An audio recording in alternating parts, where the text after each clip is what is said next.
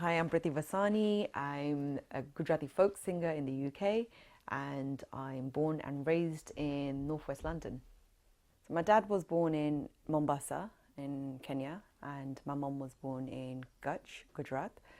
And after my dad was born in Mombasa, he travelled to Kutch, and they came to the UK in the 70s, and yeah, they travelled with my grandparents and all his brothers and sisters. They all travelled together and they made a life in the UK.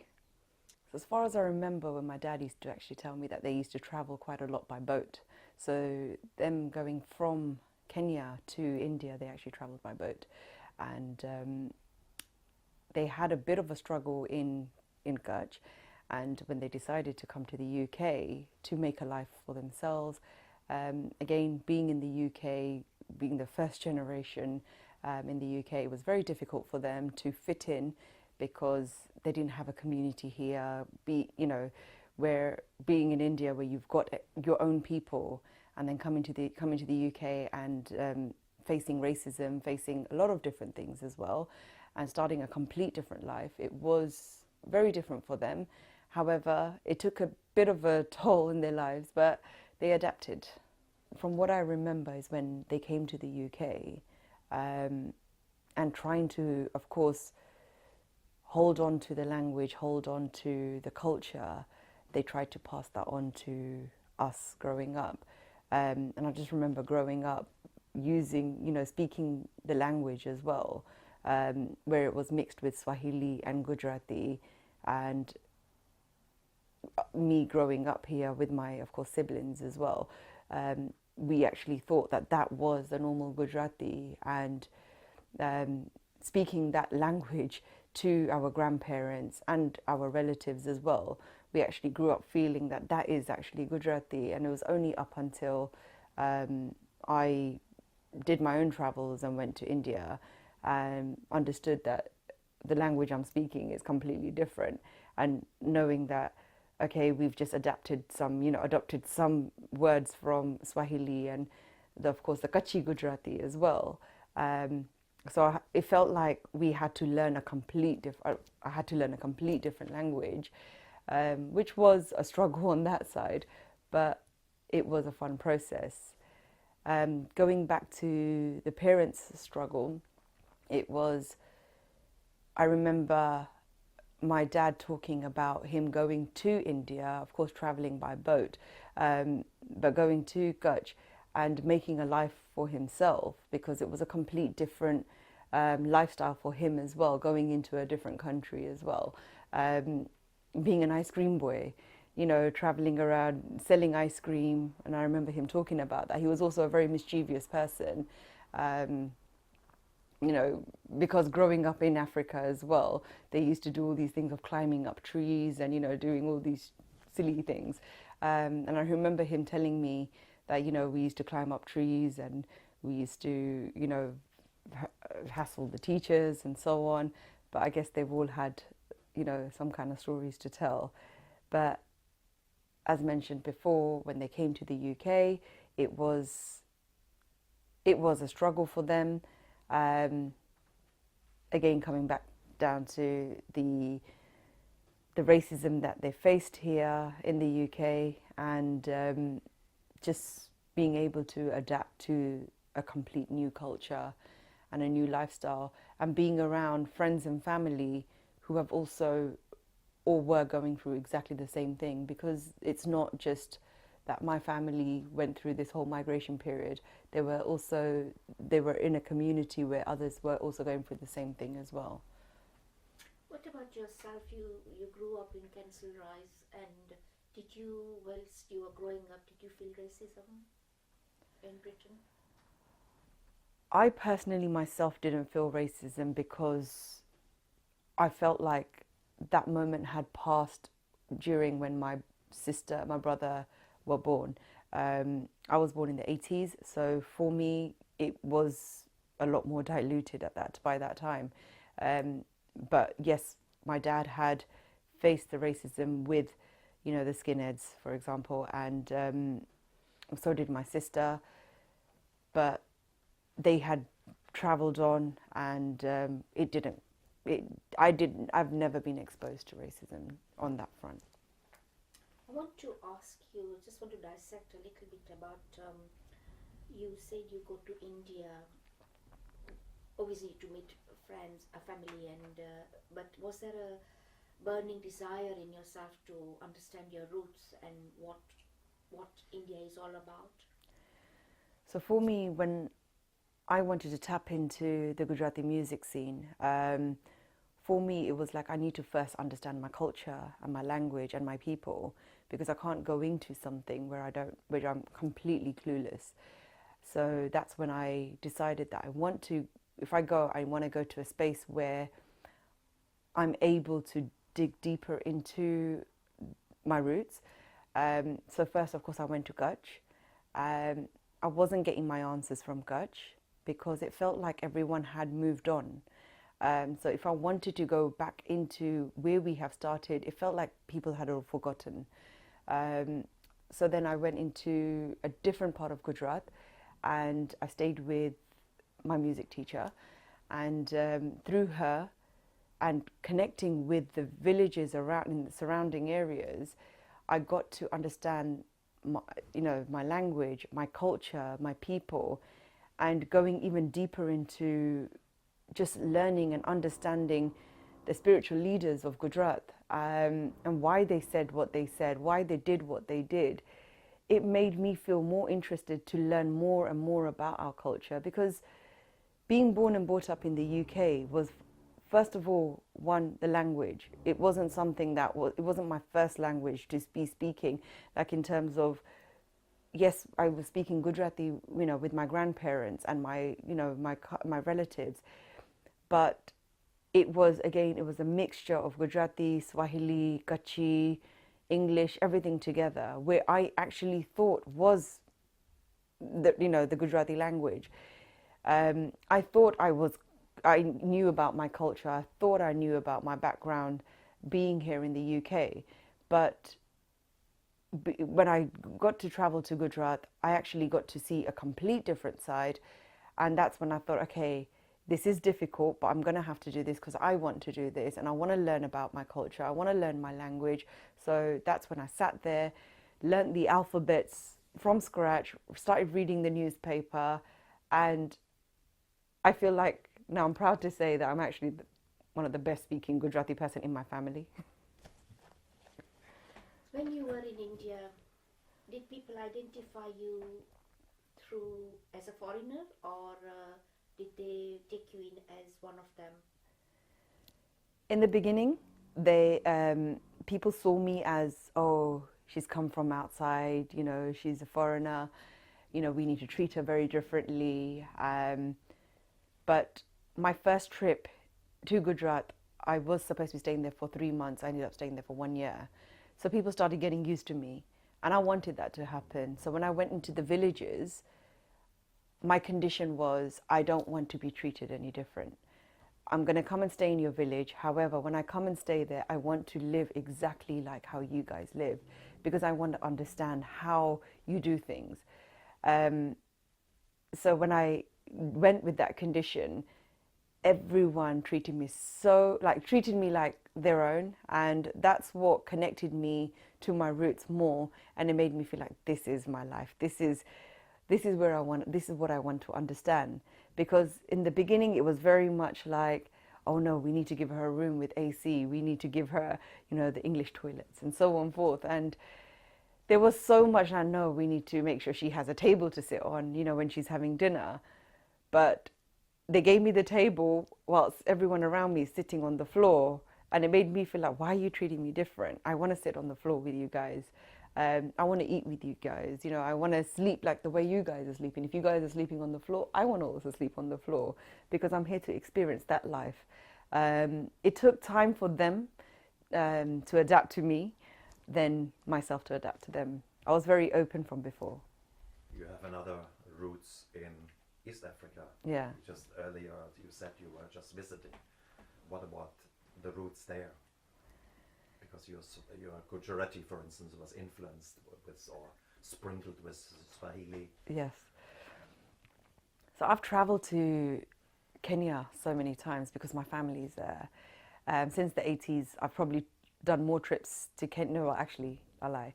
More trips now to India, but you know, I've done so many trips to Africa, and I've seen it grow from the 80s to going there last month, actually, being there in December time. And the way it's evolved, the way the language has evolved, even for me, like when they say certain things, when they're speaking to, you know, the people around them and they use, you know, when they use Swahili words, I connect to them. It's a language that I can be like, I know what you're talking about, because we say that just at home. So I feel like picking up the language, the Swahili language, is a lot more easier for me than going to somewhere like Spain or anywhere else in the world and trying to adapt to a different language. I feel like going to Kenya, it's so much easier. Even if they're speaking to me in Swahili, I feel like I know what they're talking about, and I just feel so connected to that language. What about the culture there? It's quite different from Gujarat. I feel like the culture within my friends and family, that has changed a lot. They are very forward thinking now, and the thing is, it's really hard to say, because I'm just having a conversation now without the. I felt really different being around my family there this time, because I felt like they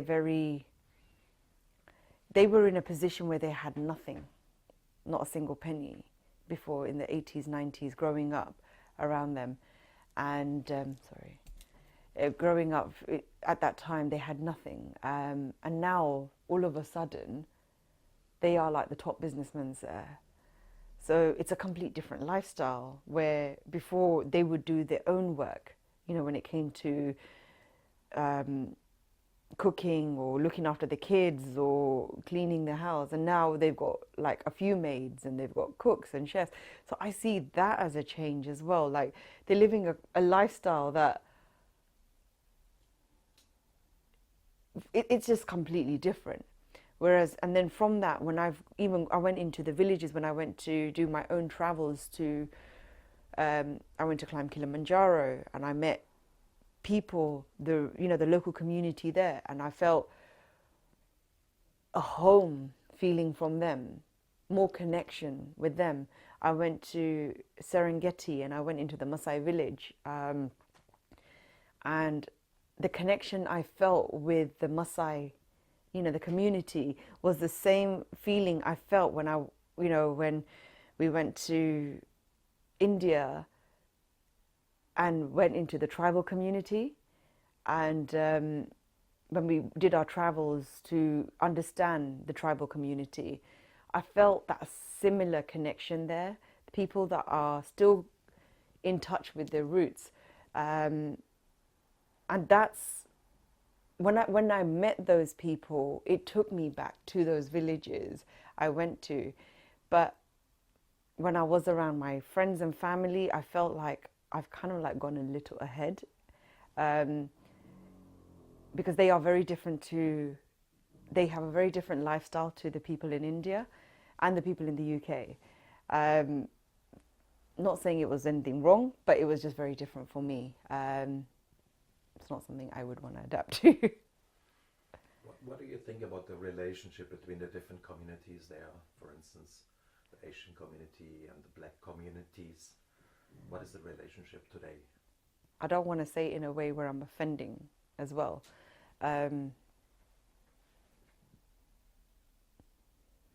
Because in conversation I have spoken to Mira that I feel really bad for the Africans in terms of they're never going to be able to have that stand in their own country, because there was a time where the Indians were reliant. I mean, how do I put that? Like the Indians there, from my own family, they're very reliant on these Africans to get by. They can't do anything themselves. That's how I see it. With what with my community of people that I was around when I went to Africa.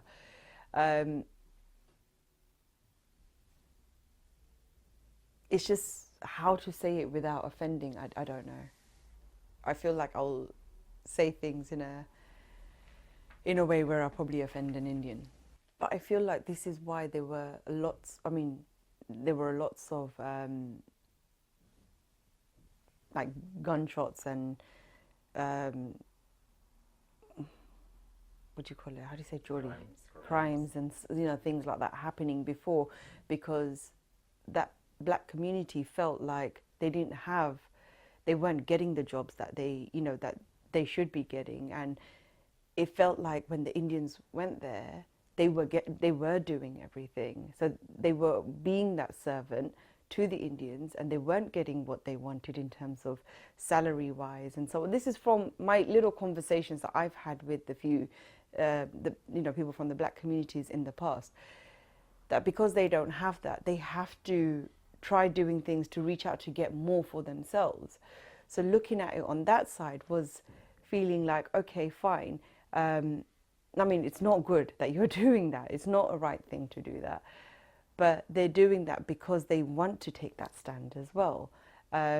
Whereas currently, being there in the recent times and seeing that, even being told that, Pritee, make sure you look after your stuff, because, don't put your money lying around, or make sure you don't have jewelry lying around, because our servants, their hands aren't clean and so on. But it just makes you think, why aren't their hands clean? That means they're not comfortable with what they're receiving. So are they always going to be servants in their own country? Is this how we're going to treat them, throughout? They're never going to be able to take their own stand.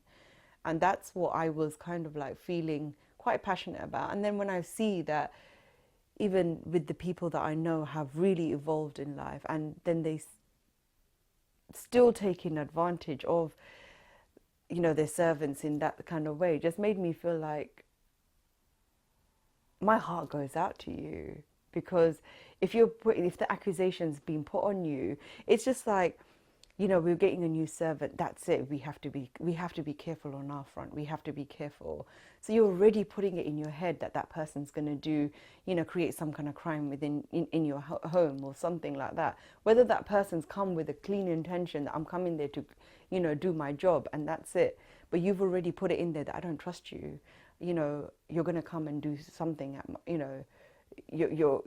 I don't trust to leave my home to you, and that's it. That's that barrier that we've already just put between us, that if we're going to have someone in our home, we have to be careful to just keep anything there. And I feel like that's just there with everyone.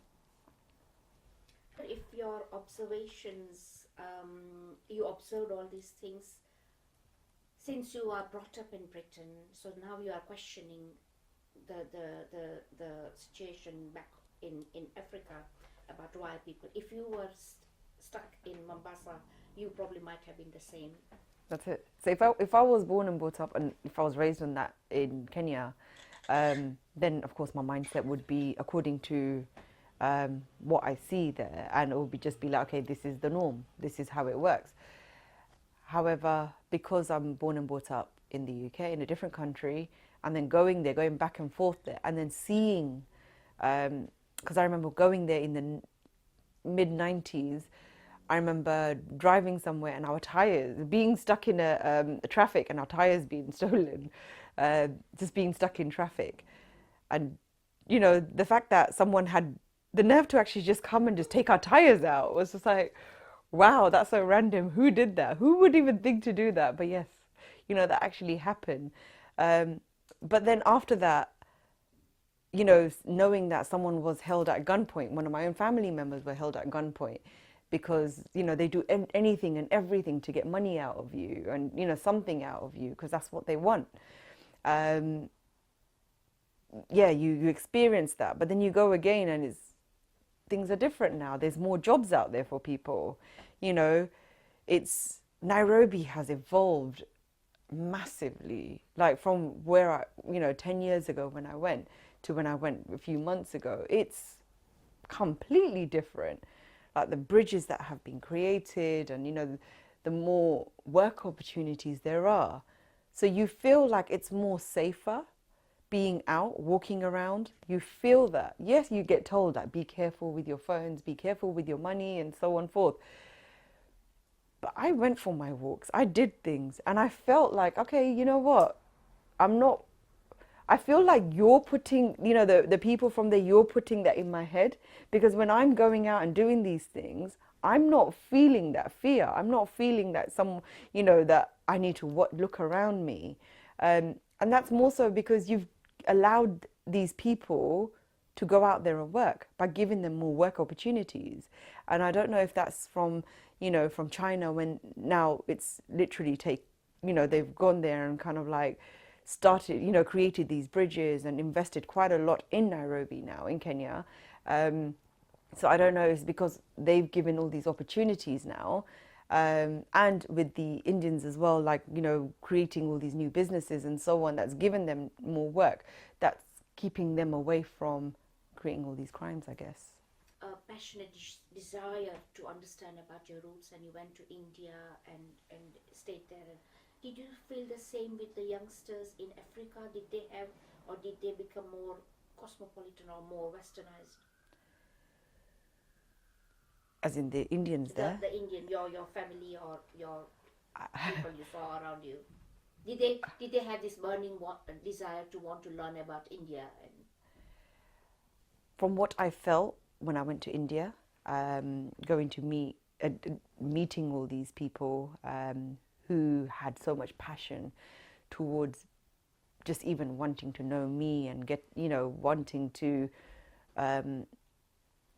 go into, let's just say, the culture with me. I didn't feel that with the younger generation in Africa. I felt that they were very westernized, who themselves, Gujarati wouldn't even be a language for them. To be honest with you, even Swahili is very little for them as well, because English is the main language for them. And that's what they're focusing on. So even when I was trying to speak to, I would say, my nieces and nephews, the few kids that I was around, tried to speak to them in Gujarati, because I'm very passionate about the Gujarati language and keeping it alive.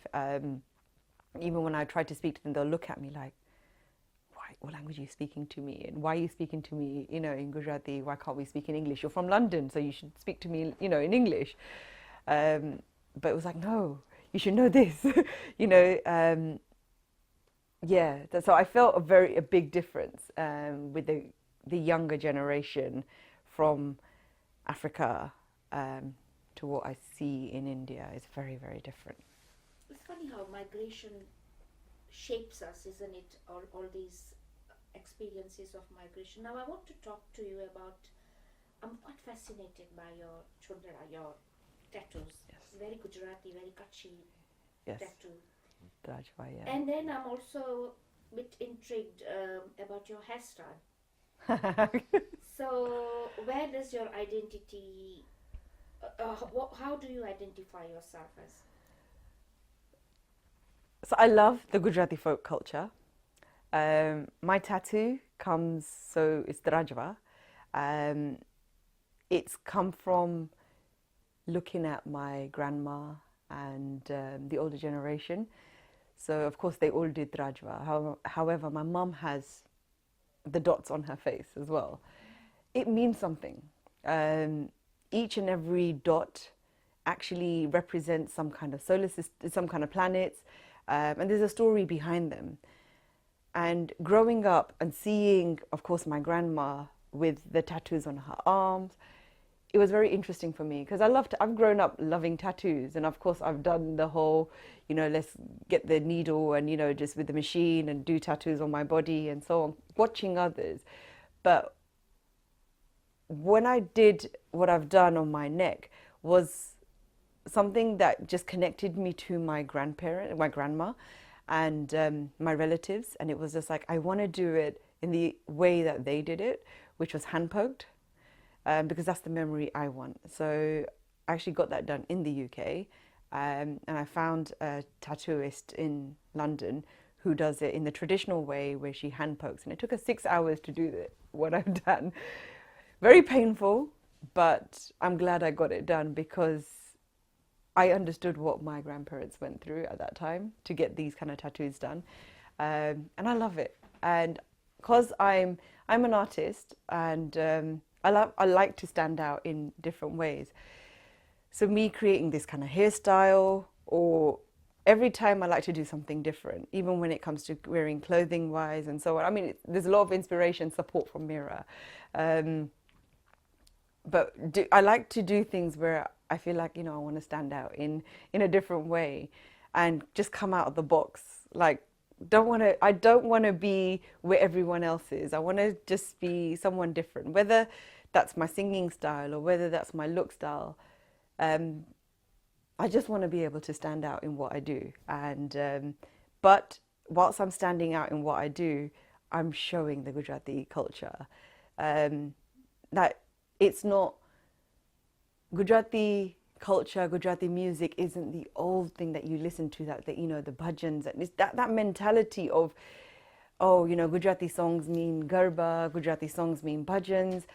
No, there could be a fun way to go into the whole Gujarati culture, and you can do all these things but bring it in a different way.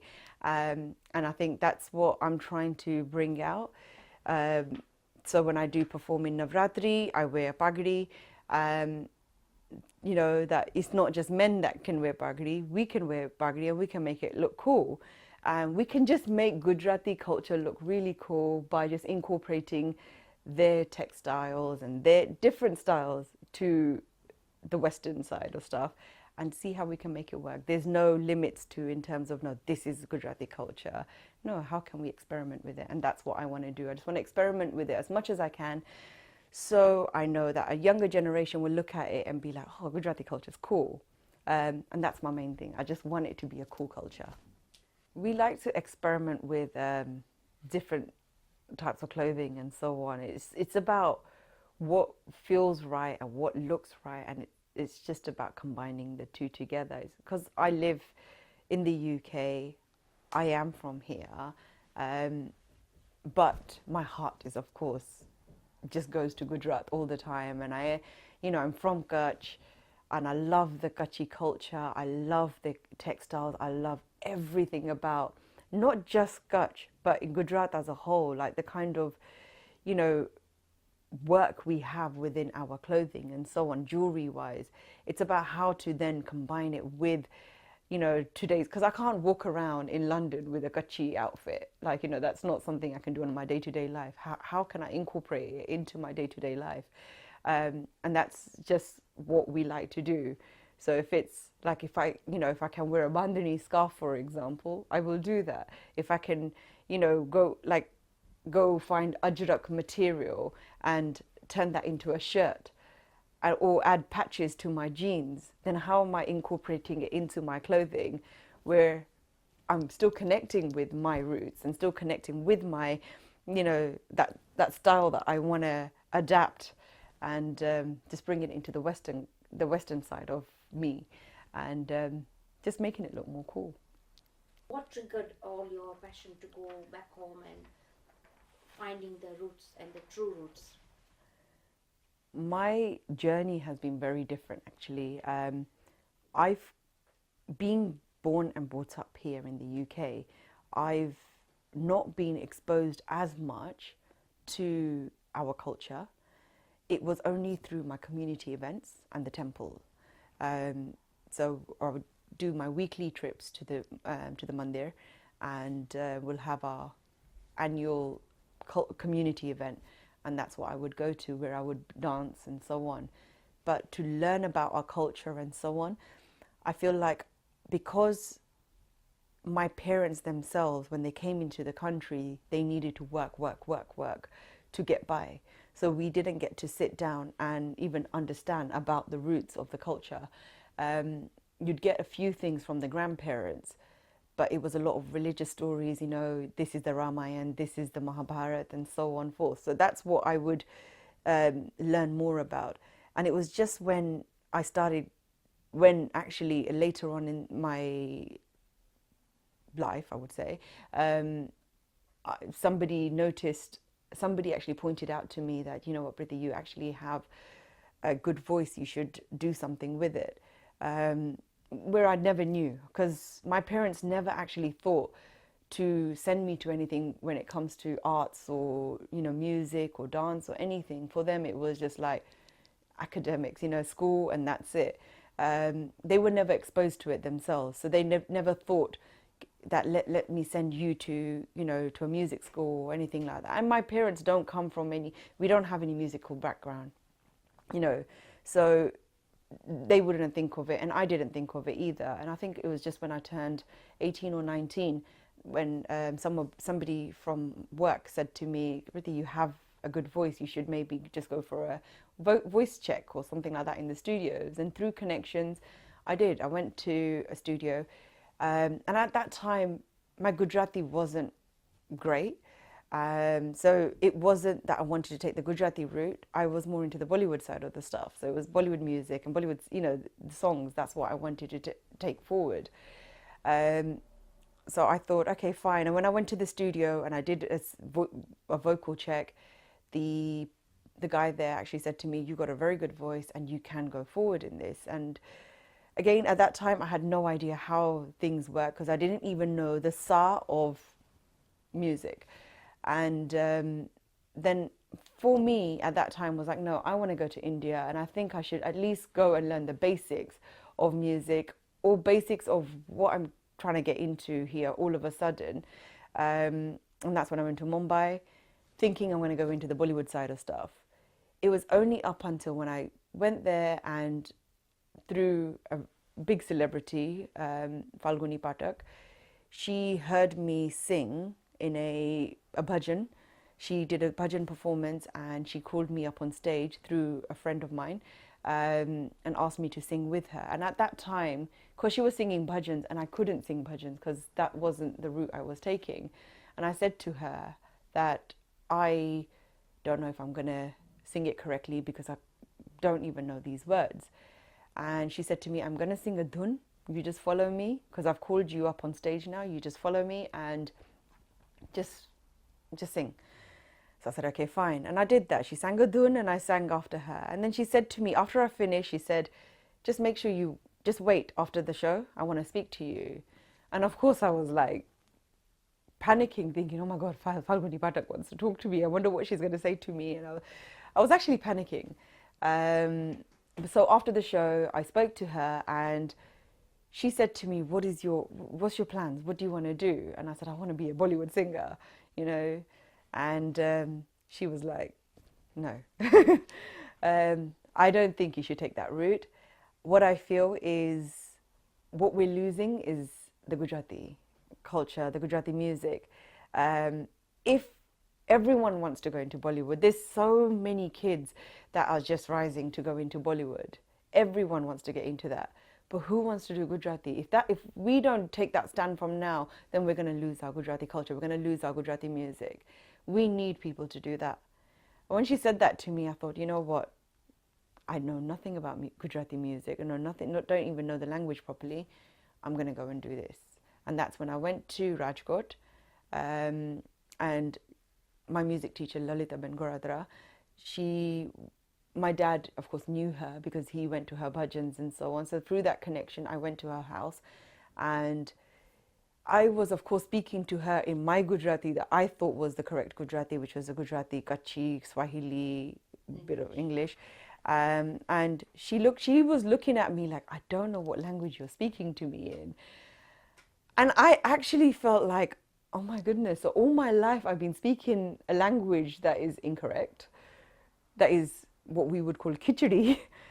That's what I've done. I've made a khichdi of a language and I'm trying to speak that language to a person who actually knows Gujarati. And she said, no, we're going to do everything from the start now. And that's when she wrote Ka Kha Ga, the Gujarati alphabets for me. And then she gave me newspapers. She said, now you're going to start reading these newspapers and you're going to start learning the language. And that's when I started learning the language. I started going into, because she's a bhajan Santvani artist. Her shows used to start from 10 p.m, go on till 7 a.m. in the morning. pretty much every night. And if she's not performing at night, she would go into recording studios in the daytime.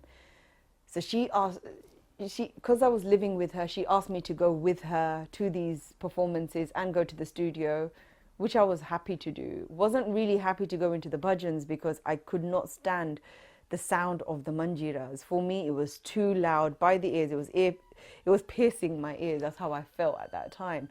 And so I went, and I was there. Literally, you can see me still. Currently, you'll see those random YouTube videos where I'm sitting behind her and I'm falling asleep in the back. But I still sat through those bhajans, not interested as much, not understanding what's going on here. But I still went, and I was like, okay, I try understanding how she's sitting, how she's performing, how she's doing, how they're combining as a group, musicians and so on. So I started doing all of that, started looking at it in a different way. It was only up until she asked me to go to Junagadh for the Shivratri Numero. And I was told by other artists, like, Pritee, you don't want to go there because all you're going to hear is Santwari bhajans, like dairos, that's happening there. And there's too many people, and I don't know if you don't want to be around there. So everybody was putting me off. That's like the worst place to, go for me, not for them, but for me. I tried to talk to my music teacher, and I tried to get myself out of that. And she was like, no, you're going to come to it, and you're going to experience the Shivratri Mero, and you're going to experience that side. So I was like, okay, fine, you know what? I can't argue with her now. I'm going to have to go. And the first day I got there, as soon as I got there, it was 5 days. The moment I got there, my slippers broke. So 5 days, I had to walk around with no slippers. And the first 4 days, it was really irritating for me. I was getting really agitated because there were so many people, and people were just, hitting into you and so on. And it was getting me really frustrated. It's like, why? There's so much space around you. Why do they have to brush past you? And that's what kept happening. And so I was getting irritated. And it was only on the last night, on the Shivratri, on actual Shivratri, I kid you not, I don't know what happened. The manjira sound that was so irritating for me became so sweet. All of a sudden, I was like, oh my gosh, like, you sound so sweet all of a sudden. And the bhajans that I could not understand became like I could connect to it. And it was like a transformation that was happening. And I don't know what that was. And I still, till date, I still can't put like what happened to me on that day. But that's what I wanted to get into. It's like, no, I want to do bhajans. I want to do Santwani. This is my culture. This is my roots. This is what's making me feel like this is my home, and I just want to do that. And coming back here, singing those songs, yes, that older generation will connect to them, but the next generation, how am I going to get them to connect to them? That was my challenge, because like what I did, I went out to India and stayed there. The first year I stayed there for 1 year. Like that, I've been staying there for 8 to 10 years. I did that, but another person isn't going to be able to do that. But how can I bring that here in a way where it looks cool and it looks fun, and that I want to know about my culture? I had to try adapting that lifestyle to this lifestyle. I'm bringing it both together, and that's what was the challenge for me. But it was a fun challenge, and in that challenge it's been like, no, this is what we're going to do, and this is how we're going to make it fun, and this is how we're going to get the kids involved and the younger generation and anyone involved. And that's what it was for us, to just make it cool. Tell me, how is this challenge manifesting now? Do you find people are attracted to your work and connecting with what you are trying to portray to them? Maybe you should first explain what she is doing nowadays. Yeah. I feel from where we started, when it came to, because I used to perform for Garba, in different places, and I was always told, Pritee, you need to sing Bollywood songs to get the community engaged. And I was really against that, because it was like, it's Navratri. Why do we have to sing Bollywood songs during Navratri? Why is it that those 9 days in a year we can't respect Ma and just sing for Ma?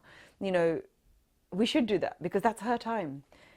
We can listen to Bollywood any time of the day. I've got nothing against Bollywood. I listen to Bollywood most of the times anyway. But for those 9 nights, why can't we just dedicate and devote that time to Ma? So it used to really frustrate me when I used to go and perform in different communities and they used to tell me that's the only way we will be able to engage with the crowd is by singing Bollywood songs. However, because I was against it, I never did perform Bollywood songs. Yes, my co-singers would perform Bollywood songs, but I would refuse to do that. For me, it was just traditional. And it was only up until when, you know, in 2013, when my cousin said to me, how would you want to do it? What's your goal? How do you want to do? Where do you see yourself, basically, with the Gujarati culture and so on? And I said to him, when it comes to Navratri, I want to sing the garbas that we are supposed to be singing. I want to perform what we're supposed to be performing and not feeling that we need to piggy bank off Bollywood to get a community to come together. And he said, okay, you tell me what you want and I'll be there to support you. And that's when it was, yes, it was our first year of Navratri. It was a struggle for us because we organized our own Navratri the way I wanted to do it, to bring in a group from India because I wanted that traditional feel, the traditional connection. So it was like, okay, let me try that and see how it portrays. And the thing about the way we work is when we get booked out as artists, it's like, okay, fine, we're going to do what you want us to do. But when are we going to be able to do what we want to do? And that's when we created Red Lotus Events. And it was like, no, this is where we're going to show what we want to do. And you come to our performance and see how we portray our culture. Of course, in the beginning, we felt like, okay, the crowd were a lot more elderly at that time, just elderly in the beginning. Sometimes we'd, like Navratri, going back to that, we started off with only 30 people in the audience.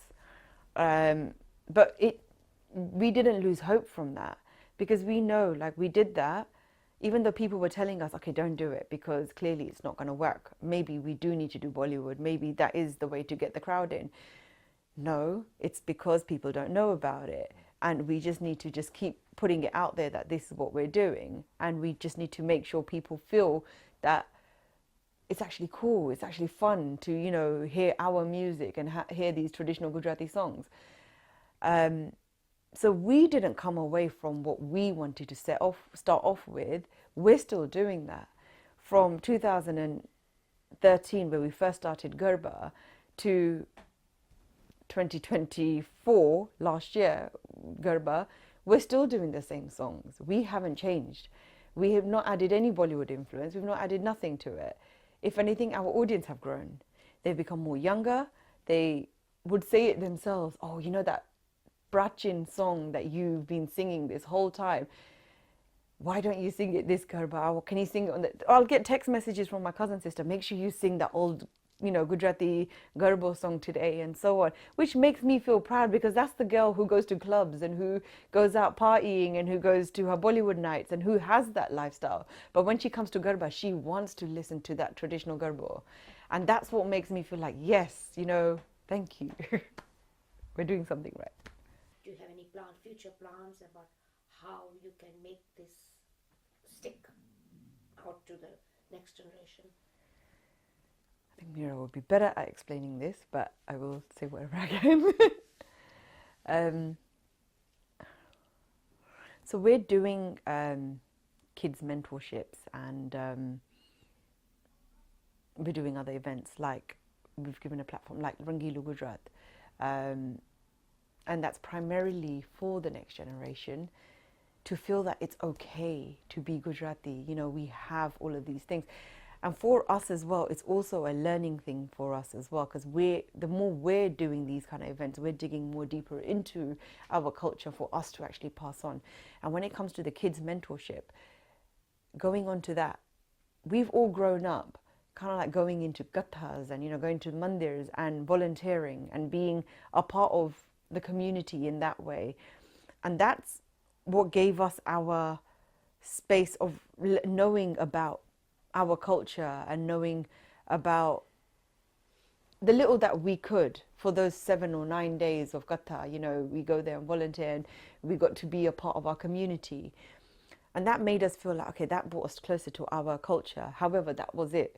So we want to create that space where we want to offer that same thing back to the younger generation, where you come and, you know, you'll be mentored by the correct people in the departments. And if you want to be security, then you'd get the support from the security team. If you want to be a singer, you'd get support from the singing, you know, from the singers and the musicians and so on forth. There's a wide community that can support the next generation. And we want to do that, to pass that on, because they are the future and they are the ones that are going to take this forward. So even by doing Rangilu Gujarat and so on, it's for our satisfaction as well, but it's also for the next generation to feel like, wow, this is our culture, this is our people, and this is something we want to just take forward. A question like, where do you really come from? Was it ever asked, this question?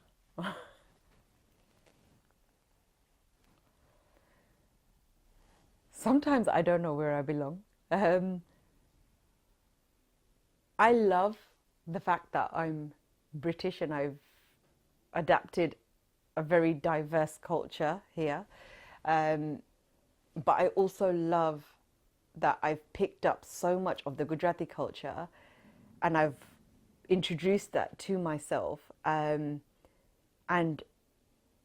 being born and brought up here, how I've adapted the two cultures together, I love that. Because I can go to India, I can go to anywhere in the world.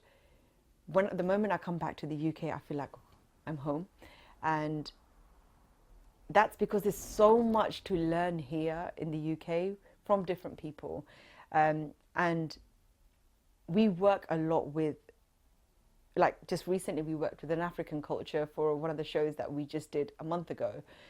But learning their style and their music and their everything about them, and then adapting the Gujarati culture to that, but not just the Gujarati, but then the Western side to that and the Punjabi side to that. There was so many different elements that we brought together, but we were only able to do that by being open within ourselves.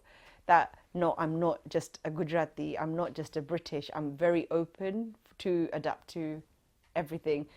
So yeah. You know, this country has also a colonial past, and actually why your parents, grandparents had to move around was related to the colonial empire. Does it bother you, or what is your take on that? I personally think it doesn't bother me. Because for me, it's very different now. For what they went, my parents didn't go through those kind of challenges what the others went through in Uganda. So from hearing my parents' migration story, I feel like it hasn't affected them for it to affect me. What do your parents think of you now that you are digging into becoming a folk singer, and you said you were never exposed, you never were sent to music class or whatever. And also in relation to the academic thingy, what they wanted to teach you.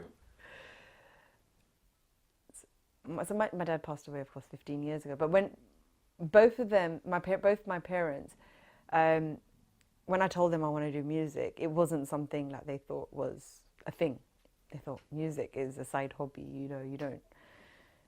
We don't have anything to do with music within the family. Like, how are you going to get by? Because I think for them was like, no, the normal thing is becoming a doctor or becoming a lawyer or an accountant or working in a bank and so on. And I think that's what my mum's dreams were for me. Whereas my dad was very chilled. It was very much like, it doesn't matter, you'll still be my favorite. You can do whatever you want in life, but I won't love you any less. And when I told my dad that I do want to go and sing in India, yes, for him, there was, of course, that side, that one concern that how am I going to live without you, knowing that I'm going to come home and not have you in the house. That was one thing that was his, no, I don't think you should go. But then he also felt like, no, you know, you've just found something that you want to explore. My support is there. So you go and do what you feel is right. If it doesn't work, it doesn't work. Not in those words, because he wasn't very vocal on how he felt, but looking into it, I know this is how he was trying to push me into it. And my mum, at that time, she didn't really have much of a voice. What my dad said is what mattered. So she didn't really have much to say. And when I did go there and do what I went, did what I went to do, and when I came back with my first album, which was released by T-Series, of course my dad was that proud dad who went everywhere, because he was a plumber by profession, and whenever he would go and do plumbing at someone's house, he would take my CD there and be like, oh look, this is my daughter, I've only got one CD here, but we'll have to watch that, we'll watch it together. And then he'll make every household that he goes to watch that one CD, and then he'll end up leaving it there. But really in his van, he would have a box of my CDs, but he'll tell everyone that he's only got one CD, so that he makes sure that he sits there with them watching my whole album. But that was just him being so proud. He would never tell me, but he was my biggest supporter, and he pushed me so much out there in the community, telling everyone that, oh, my daughter sings, my daughter sings. So if my mum before used to feel like, no, you still need to this is not a job, you still need to go into something. But after Dad passed away, I feel like she relaxed more, and she was like, you know what, just do what you're doing. Because I think when she started seeing that I was doing my own events and I started organizing these things, and for her, it felt like when people were telling her that, wow, your daughter's done something really amazing here, and this, when she used to hear about it outside, that used to make her feel like, oh, people are talking about her in a very positive way. And when I was doing performances, and when I would perform on stage, and people would come to her and be like, oh, your daughter, if they would say something like compliment me or anything, it made her feel proud that, okay, you know what, she's doing the right thing, she's done the right thing. So yeah, so that had to change, that had to turn. But I think for them, they had to find that, because they never knew about it. She never knew that these kind of things exist. So it was something that she needed to learn in her time and feel like, okay, well, maybe this is a career, and maybe this is a job, and maybe there is a life here. And it's not just the 9 to 5, going into an office and doing accounts and so on. Maybe there is a different lifestyle as well. But she had to understand that through my journey. And I think now she's finally started to get to terms to it. She also promotes you. She also promotes me a lot. Like, yeah, her support. Like, honestly, I would not be able to do it if her support wasn't there. That's good. On that note, can I put you on the spot? Can you sing a little piece for us? Hey,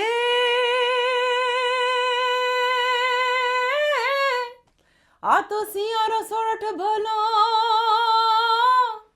ato siyara sorat bhalo, le unade Gujarat. He jane varshe to wagad bhalo. अरे रे हे मुंजो कछड़ो बारे मास हे आपना मलक मायाडू मानवी माया मेलीने वया माया मेलीने वया माया मेलीने वया जाशुमाना मेरबा हालो जाए अपना मलक माँ हालो रे हालो हालो जाए अपना मलक माँ. Fantastic. Thank you. And the words because she's talking about come to our land, Abramalak, you know, it's quite very apt. And there's only so much we can do to keep promoting it. But then it just looks like we're just promoting our own stuff constantly. But we need other people from outside to see it, to be like, can you come and do it here? But there has to be an audience for it as well. There is an audience, but that's the older generation audience. But we need to also to get that next generation as well. Because then it's gone. I mean, I'm trying to train my niece up. She's a 12-year-old, 13-year-old now. And I've started to get her into shows with me. She's got a beautiful voice, but because she's, of course, born and raised here, her thing is more towards the Western side. But I give her that platform to perform with me on stage for my annual show that I do in January. And I started off with giving her, the first song was Ladki. I said, you sing Ladki, and we'll both sing that together. But of course now her voice is matured up, so I gave her another song last year and then another song this year. But however, for the kids' mentorship that we've been doing for Navratri, I've been teaching her the Prachin Garbas, like Chapti Bhari Chokha and Ma Pavate Gadthi and those kind of ones. And it's like, these are our songs. I want you to try tapping into it. I know you're into your Western songs, which is fine. There's nothing wrong with it. But also know that these are our songs as well. So I'm trying to somehow get them in there. But then trying, from her Western influence and from her Western coaching, how she can then implement that Western style to that. I want her to come up with that creativity rather than me saying, no, I want you to do it like this. You've now seen best of both. How are you going to merge the two together is what the challenge I want her to. And she's a fresh mind. She's a 13-year-old. So how are you going to adapt to that? How are you going to work with that? I don't want to tell you this is how you should adapt to it. But I want to see what that generation can come with. And even like working here to start making songs as well. So we've created, we're the first in the UK to create British Gujarati, strong songs. And in the beginning, our first song that we released here in the UK was in 2016. We just tried it out and thought, let's see how the audience received this. And it actually was received quite well. So, and then we did that, and then going forward every year we started releasing a song. And then there was one year that we did a song called Zartzaye, which comes from a garbo. We heard it in in Baroda, and we were like, how can we make it into, turn it into something different where people play it in the clubs, for example. And we changed the whole style around, and till date, people are actually playing that in the clubs. So it's a proud moment that a Gujarati song's now being played in a club. So we had to turn that around. And just last year before, I worked with one of my other friends, and we said, how, because there's no boundaries to a Gujarati song. We can't just say, okay, Gujarati song should only be released during Navratri time, because then it's only going to be related to, Garbas. How can we release it later on a different time to Navratri, and how can we make it sound different, where it's not about God? Let's create something different. And we did. We sat together and we put a whole theme together that, why can't we just talk about our day-to-day lives? Why can't we? Because that's what Gujarati folk is. Gujarati folk songs are about your day-to-day lives. They're talking about them being in the villages and, either doing something like some homework, or, the husband going to work and the wife telling the husband not to go to work. That's what the Gujarati folk songs are about. There's no religious connections there. So why do we have to add a religious connection here? Why can't we just talk about our day-to-day life and make it more interesting for the next generation? And that's what we worked on. And we spoke to a music producer and we added Afro beats to it. And we made it about friendship. That it doesn't have to be about love. It doesn't have to be about, the girl loves the boy and, there's a romantic connection here. Why can't it be about us as friends? This is real. We are really good friends. Let's just talk about us and us enjoying ourselves. And that's what we did. And we made a video to it. And it just, my nephew, who listens to like heavy metal stuff and trap music and, that kind of songs, who does not love Bollywood songs, who does not love Gujarati songs, he listened to that. He goes, this is my favorite Gujarati song. So we tapped into a different Gujarati there. The fact that he heard it, he goes, I love this. This is so cool. But it's like, no, Gujarati song's not just religious. It's not just, you know, about relationships and love and blah, blah, blah. It could be about anything. But it's how we can make it work. And it's about just enjoying it and adapting to it. That's all it is.